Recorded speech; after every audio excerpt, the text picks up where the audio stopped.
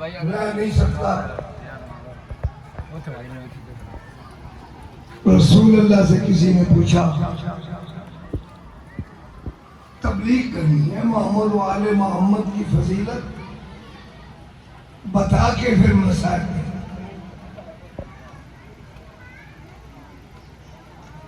یا رسول اللہ یہ جو صلوات کا حکم آیا کہ ہم کیسے پڑھیں؟ میں کسی کے اوپر اعتراض نہیں کر رہا، نہ تنقید کر رہا ہوں، نہ میں نقطہ چینی کر رہا ہوں، لیکن جب یہ آیت نازل ہوئی نا کہ اِنَّا أَعْطَيْنَاكَ الْكَوْثَرَ فَصَلِّ لِرَبِّكَ وَانْحَرْ إِنَّ شَانِئَكَ هُوَ الْأَبْتَرُ،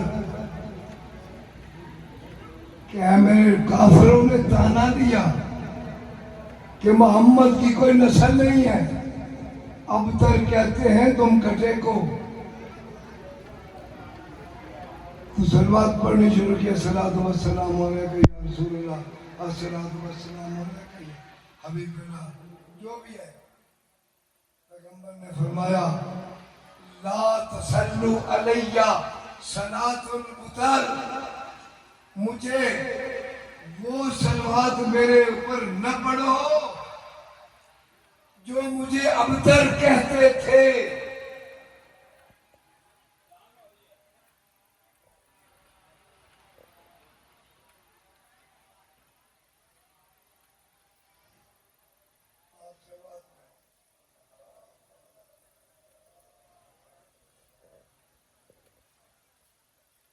صلوات پڑھو.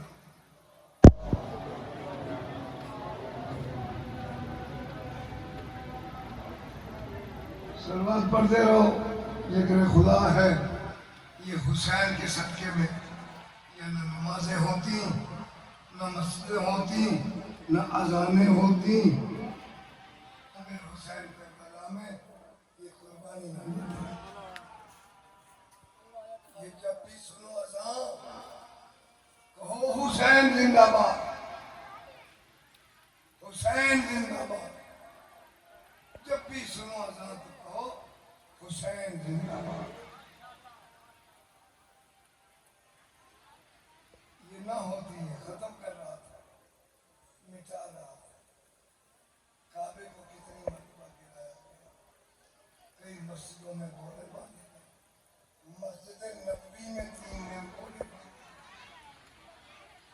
مدینے میں فوجیوں کو چھٹی دے جو مرضی ہے کرو. صلوات پڑھو.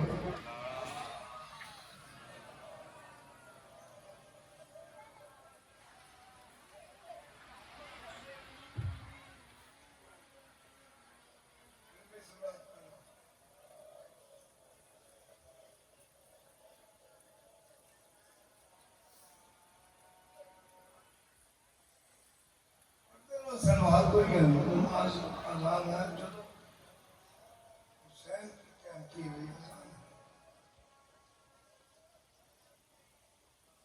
ایک لڑائی کسی نے کی ہے کہ مسجد کے سامنے مجھے ماتم مہمان دوار دیتے نسل حسین تو پڑھتا نماز کون؟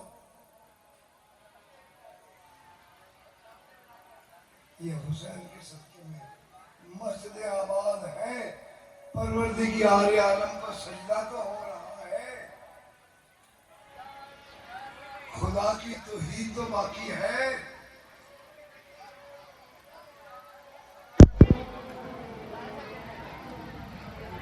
ساری آواز مسیح زندگی کو نہیں پڑی، سانو ہوتی بھی وہ نہیں کہتے.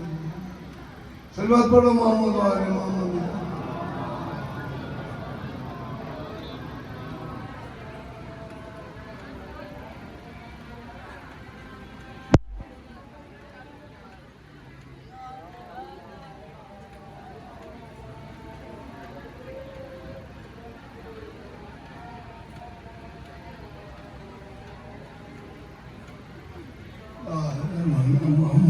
صلوات پڑھو محمد و آل محمد. کسی کے ذہن میں ہے کہ میں کہاں بات چھوڑی تھی تاکہ مجھے پتا چلے تمہاری توجہ کا آپ کتنے حاضر بیٹھے ہیں.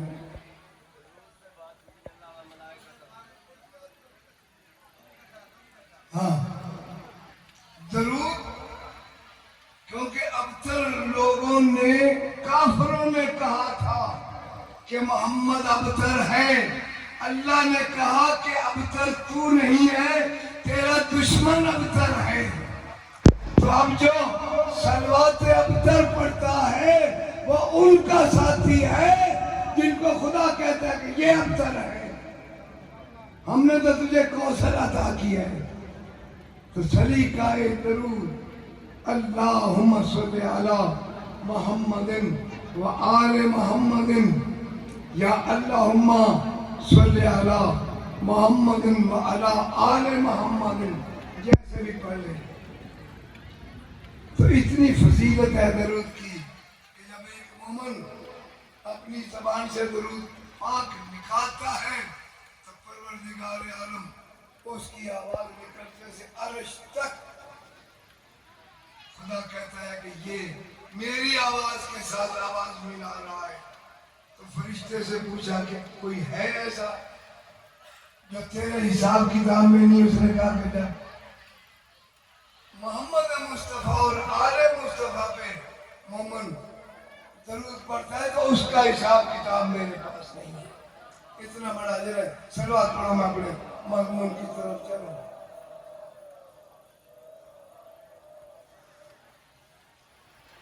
بیٹے نے، باپ نے یہ تربیت ہے، نہ بچوں کو نظر انداز کرو۔ ابراہیم کو خواب آیا، ابراہیم نے کہا کہ اسماعیل مجھے خواب آیا، میں نے تجھے ذبح کروں گا۔ ابراہیم کو یقین تھا کہ بیٹا انکار نہیں کرے گا۔ یہ فیضان نظر تھا یا کہ مکتب کی کرامت تھی؟ سکھائے کس نے اسماعیل کو آداب فرزندی؟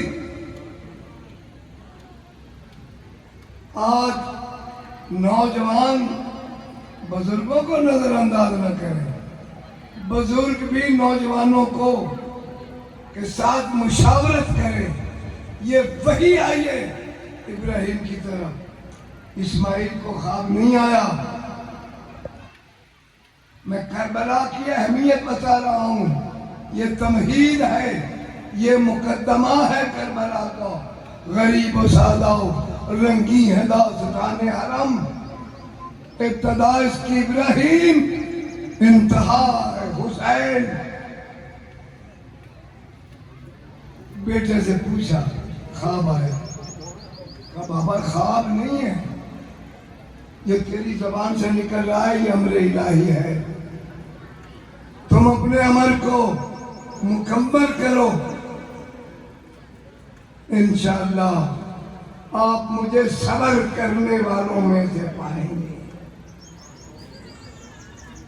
لفظ صبر اور لفظ شکر، کربلا میں جتنے بھی ذبح ہوئے پچھلوں نے سجدہ شکر ادا کیا۔ کسی ماں کا بیٹا کی لاش کھا رہی، صدقہ شکر ادا کیا۔ کسی باپ کے سامنے بیٹا شہید ہوا، باپ نے شکر ادا کیا۔ کسی بیٹے کے سامنے باپ شہید ہوا، بیٹے نے شکر ادا کیا۔ یہ فرق ہے کربلا میں اور داستان حرم میں۔ باپ نے مشورہ کیا، بیٹے نے کہا کہ بابا آپ اس کو کر دیں۔ فَلَمَّا أَسْلَمَا وَتَلَّاهُ لِلْجَبِينِ، جب تسلیم کر لیا باپ بیٹے نے، تفسیر میں نہیں جاتا کہ آنکھوں کے پٹی باندھی، چھری لی، رسی لی، یہ کیا وہ کیا۔ بی بی کے پاس شیطان آیا، پھر اسماعیل کے پاس شیطان آیا، پھر جناب ابراہیم کے پاس شیطان آیا۔ تو ہر مقام پہ اس کو کہا گیا کہ لا حول ولا قوت، خبر شیطان نے کہا تجھے کیسے پتا چلا؟ سنو گے بات؟ پہلے ماں کے پاس گیا کہ تیرے شوہر کی عمر زیادہ ہوتی ہے، وہ تیرے بیٹے کو دوست کی دعوت میں نہیں لے جا رہا، وہ ذبح کرنے کے لیے جا رہا ہے۔ تو بی بی فوراً سمجھ گئی کہ یہ ابلیس ہے جو پیغمبر کے دماغ پہ حملہ کر رہا ہے۔ جو پیغمبر کے دماغ پہ حملہ کر رہا ہے، لا حول ولا قوت پڑھ کے تو شیطان کہتا بی بی تینوں کیوں پتہ لگا میں شیطان ہوں؟ اسے کہا جس وقت ہی تو آکھے نا تیرے شوہر کا دماغ ٹھیک نہیں ہے، جوان پتر مذبح کرنا سے میں نے اسے پتہ لگا جو بھی پیغمبر کے دماغ پہ حملہ کرے گا وہ ابلیس ہو۔ تفسیر میں نہیں جاتا، مقدمہ سنا دیا۔ پھر بیٹے کے پاس آیا، بیٹے کو کہا کہ دیکھو تیری ماں کو پتہ نہیں ہے، باپ یہ دوست کی دعوت کے بہانے تجھے لے جا رہا ہے، خواب سچے بھی ہوتے ہیں خواب جھوٹے بھی ہوتے ہیں۔ تو فوراً جناب اسماعیل نے پڑھا لا حول ولا قوت الا باللہ العلی العظیم، خبردار دور ہو جائے شیطان الرجیم۔ کہا تجھے بھی پتہ چل گیا کہ میں شیطان ہوں؟ کیسے پتہ چلا؟ کہا جو ایک نبی بیٹے کو نبی باپ کے خلاف بھڑکائے یا گمراہ کرنے کی کوشش کرے وہ ابلیس ہی ہوتا ہے اور کوئی نہیں ہوتا۔ پھر جناب ابراہیم کے پاس آیا، بہرحال یہی جملے جناب ابراہیم نے بھی کہے کہ جو میری بات کو امر الہی نہیں مان رہا اور تو مجھے اللہ کے حکم کے راستے میں کہتا تھا نا، یہ امر الہی نہیں تھا، مجھے قلم نواز دو۔ بولو نا، جو رکاوٹ بنے خاموش رہو، بس اتنا ہی بنے۔ جو امر الہی میں رکاوٹ بنے وہ ابلیس۔ آج بھی اللہ تعالیٰ نے ابراہیم کو حکم دیا کہ جس مقام پہ شیطان آ کے وہ ایک خاتون کو کہتا ہے باہر نکلو اپنے بیٹے کو پکڑ لو، وہاں پہ شیطان کا مجسمہ بنایا۔ جہاں پہ اسماعیل کو آ کے روکا وہاں پہ شیطان کا مجسمہ بنایا۔ جہاں ابراہیم کو روکا ٹوکا وہاں پہ شیطان کا آج تک ہو۔ یہ رمی جمرات جسے کہتے ہیں، جو ان 60 شیطانوں کو کنکریاں نہیں مانتا اس کی حاج نہیں ہوتی۔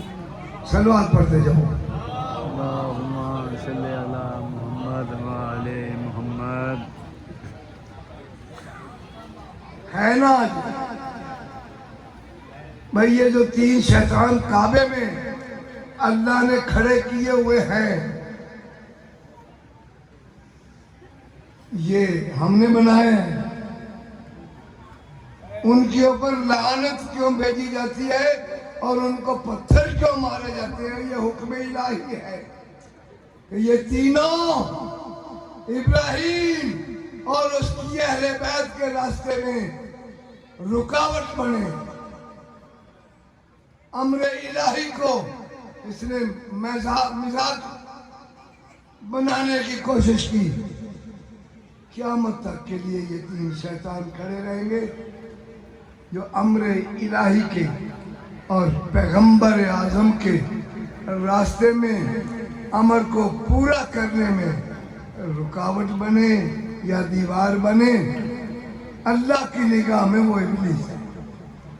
اس لیے دنیا کو بتانے کے لیے آج سمبل کھڑا ہے، جو بھی آگے جائے اس کو کم کے لیے ہمارے صلوات پر۔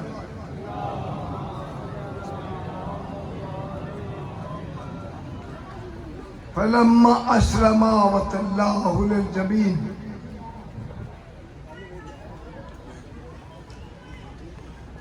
جب سر تسلیم کر دیا باپ اور بیٹے نے،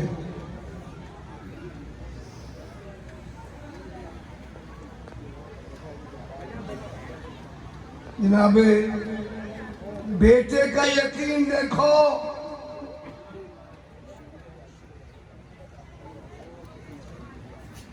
باپ کا یقین، بیٹا کہتا ہے بابا آپ بوڑھے ہیں، میری گردن پہ چھری چلا رہے ہیں. جب آپ کی نظر کہیں میری نظر سے ٹکرائے گی، ایسا نہ ہو کہ آپ کے ہاتھ میں کچھ کمزوری آ جائے. میری آنکھوں پہ بھی پٹی باندھ دیں، اپنی آنکھوں کو بھی پٹی باندھ دیں، تاکہ چھری چلاتے ہوئے آپ کے ہاتھوں میں کمزوری نہ آئے.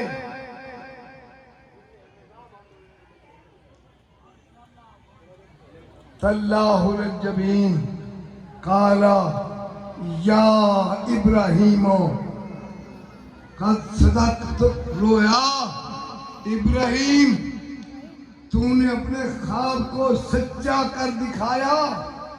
ادھر جبرائیل کو حکم ہوا کہ چھری اسماعیل کی گردن پر نہ چلے، جتنی جلدی جا سکتے ہو. باپ اور بیٹے کا امتحان ہو گیا. بیٹا بھی قربانی کے لیے تیار، باپ بھی قربانی کے لیے تیار. یہ دمبا لے جاؤ، ابراہیم کو پتہ بھی نہ چلے. اسماعیل کو نکالو اور دمبا ابراہیم کے آگے لٹا دو.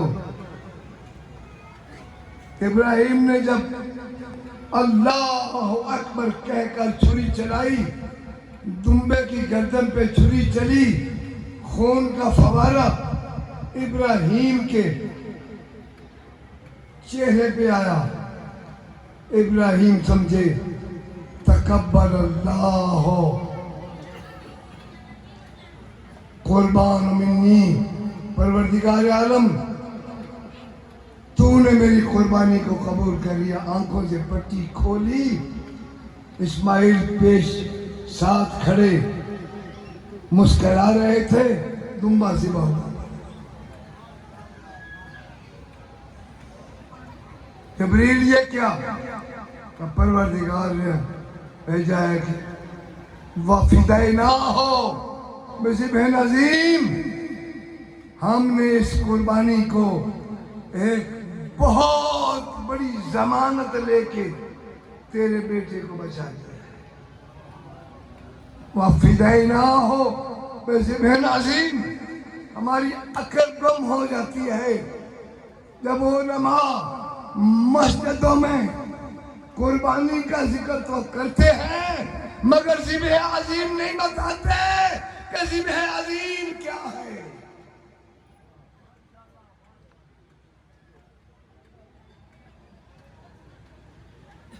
جانور ذبح کرو، فلاں کرو، یہ کرو، لیکن یہ نہیں بتاتے کہ ذبح عظیم کیا ہے. وہ قرض اتارنے کے لیے محمد مصطفیٰ نے ضمانت دی. ضمانت دینے سے پہلے علی کی طرف دیکھا.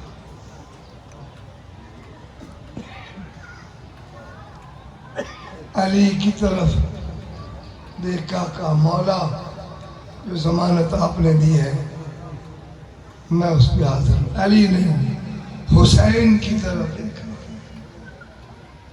حسین سر جھکا کے نانے کے آگے کھڑے ہو کے میں آرام آرام سے پڑھ رہا ہوں، سمجھ آ جائے.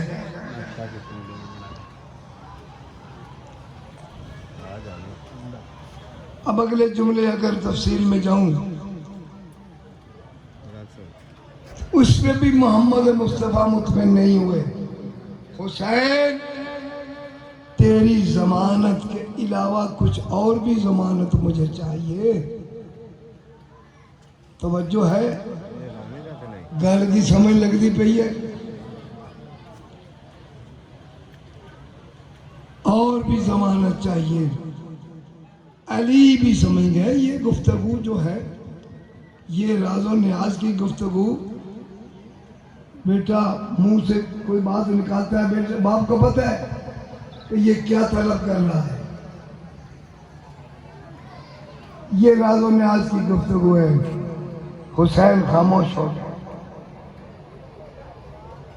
پردے سے آواز آئی، حسین گھبرا نہیں، گھبرا نہیں. اگر مجھے ماں کی چادر دینی پڑی تو میں بھی حاضر ہوں. یہ ہے ذبح عظیم.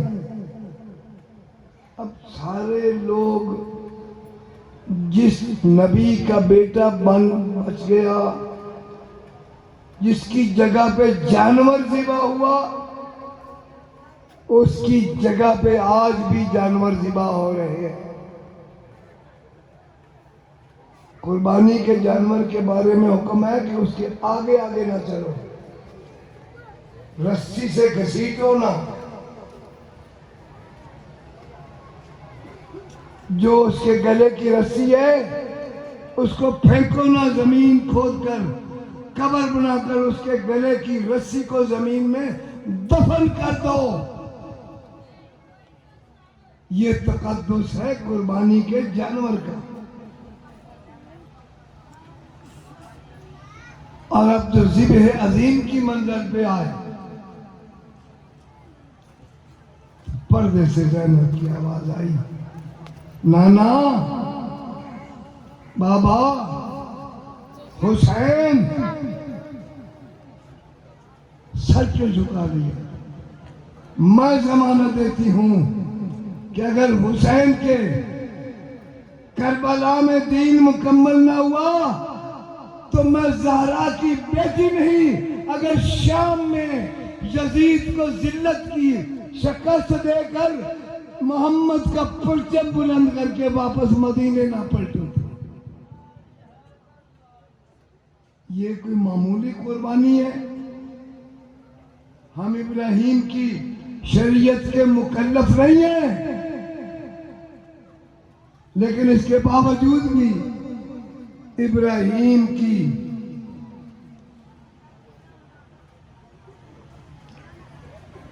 بیٹے کی جگہ پہ جو جانور ذبح ہوا، آپ خود نہیں اندازہ لگاتے کہ جانور کو خریدنے میں اب تو ٹی وی اور یہ میڈیا آ گیا ہے، کتنے کتنے لاکھوں اور کروڑوں کے جانور ذبح کیے جاتے ہیں، خوشیاں بھی مناتے ہیں، زرق برق لباس بھی پہنتے ہیں. ابراہیم کے اس دمبے کی یاد تو منا لیتے ہیں،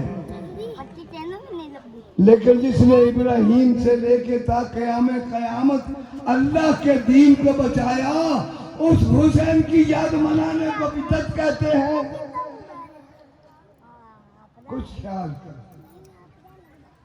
لوگوں کو صحیح بتاؤ. یہ مسلمان، یہ سادے مسلمان، یہ تمہاری طرف دیکھ رہے ہیں کہ ہمارے مولوی صاحب ہمیں کیا بنا، کیا دکھاتے ہیں، کیا پڑھاتے ہیں، کیا بتاتے ہیں. قرآن یہ ذبح عظیم تھی کہ کربلا میں انگشت بدندہ سے براہیم. انگشت بدندہ سمجھتے ہو؟ جنہوں پانے نا حیرت دی انگلی منہ چھپا کے، حیرت کی انگلی منہ چھپا کے، وہ بہت بڑا کوئی واقعہ کسی سامنے حیرت سے گم ہو جائے. اقبال کہتا ہے کہ کربلا میں انگشت بدندہ سے براہیم، کتنا مشکل مرحلہ تھا خواب کی تعبیر کا. خواب ابراہیم کو آیا، تعبیر حسین نے مکمل کی.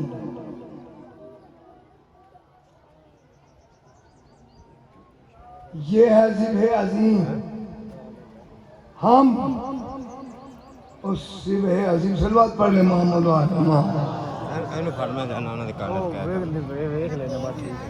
تھوڑا سا اگر مجھے باخبر بھی رکھیں،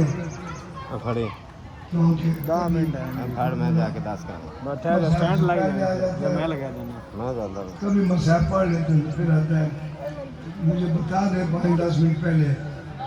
شاہ جی 10 منٹ رہ گئے نے، 10 منٹ ہیں. شبی تیار ہے؟ ہاں جی ہاں جی ہاں 10 جی. منٹ دیکھ رہا ہوں.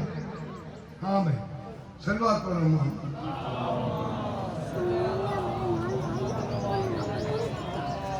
کتنا مشکل مرحلہ تھا خواب کی تعبیر کا.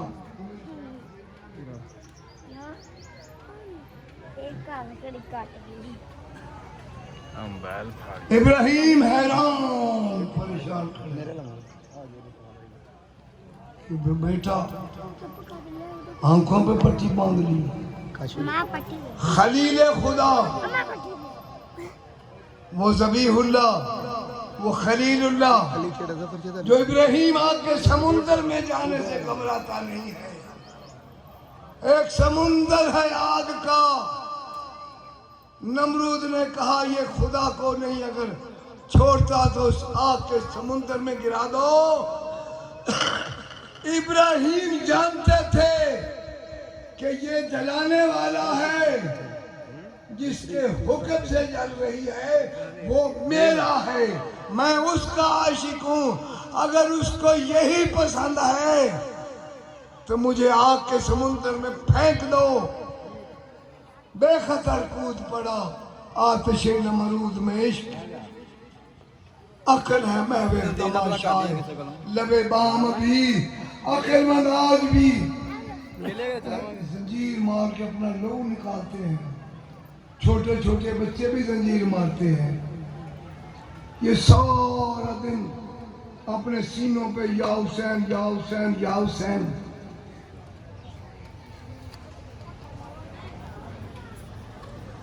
چھوٹے چھوٹے بچے علی اصغر کی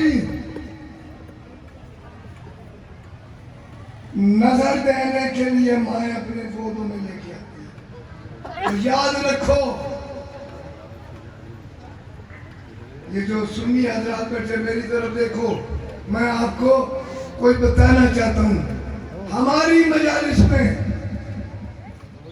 جب تک مجلس ہوتی رہتی ہے اگر کسی ماں کی گود میں 6 مہینے کا بچہ بھی ہے تو مجلس میں اس کا دودھ نہیں پلاتی. واہ واہ تجھے چنگی بھائی.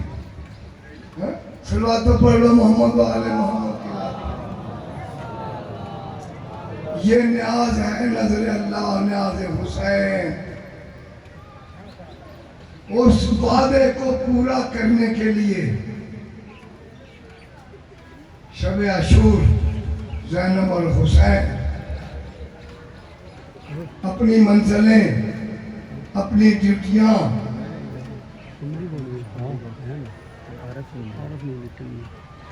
ساری رات دونوں بہن بھائی. کربلا آدھا حصہ حسین کا ہے. باقی جتنا بھی ہے وہ زینب. یہ کون ہے زینب؟ یہ کون ہے حسین؟ کیا یہ محمد کا بیٹا نہیں ہے؟ کیا زینب و کلثوم و رقیہ محمد کی بیٹیاں نہیں ہیں؟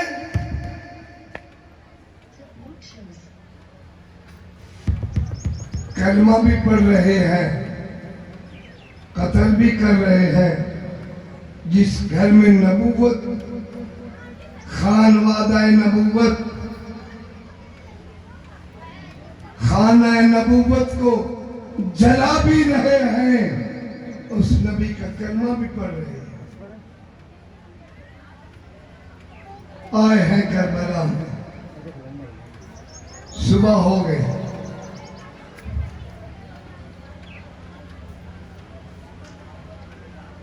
صبح ہو گئی. دیتے رہے اسے قربانیاں دیتے رہے.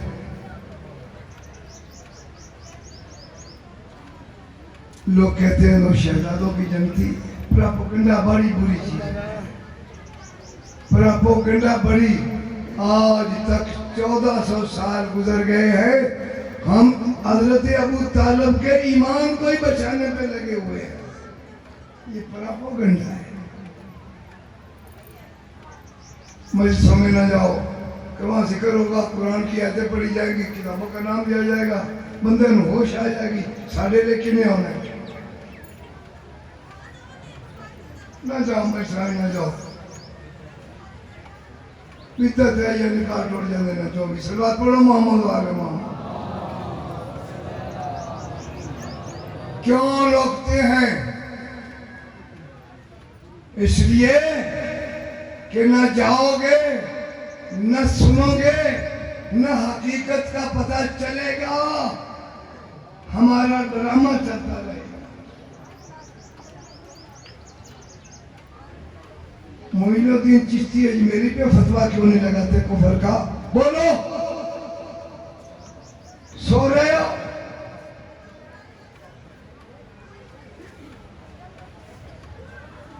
امام شافعی پہ فتویٰ کیوں نہیں لگتا؟ ماذا شافعی وَلَمْ يَدْرِي عَلِيٌّ رَبَّهُ أَمْ رَبَّهُ اللَّهُ.